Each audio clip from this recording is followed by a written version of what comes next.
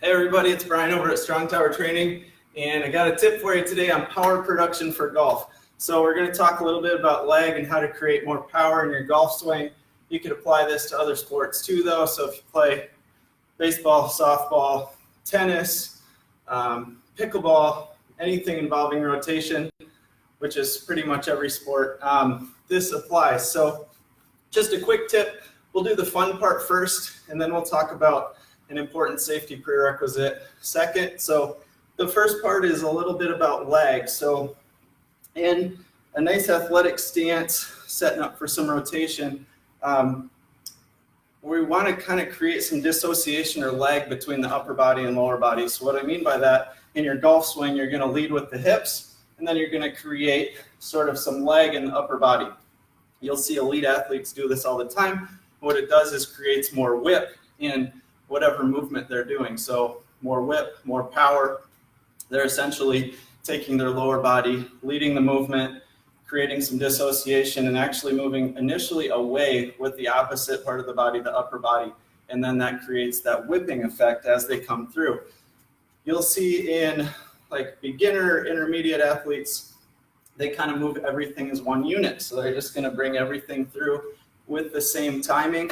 So a way to practice this, set up for both sides, because what you do in golf is probably unilateral enough already as it is. You're doing everything one direction with your swing, unless you're practicing with two sets of clubs.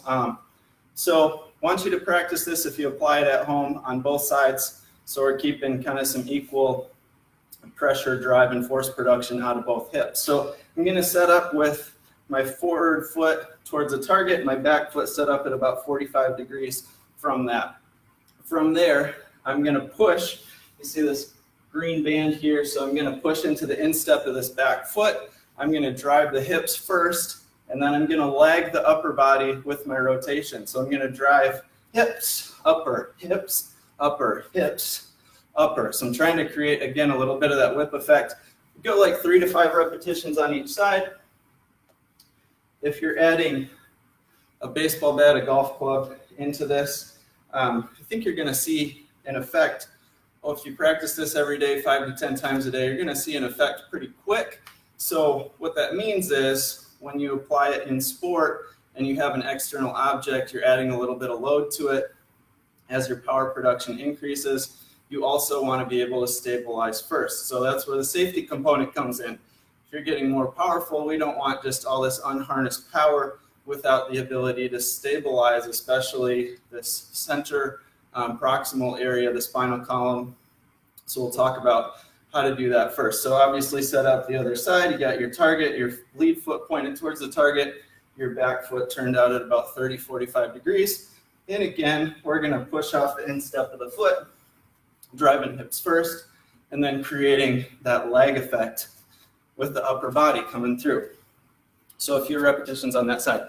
Now the safety stuff. So this isn't quite as exciting as lag and creating hip drive and power production, but you need anti-rotation and the ability to create proximal stiffness before you're going to improve distal athleticism. What I mean by that is midline has to be stable and safe, and if your brain feels safe there, it's going to allow the shoulders and hips to move better, produce more power, generate more force.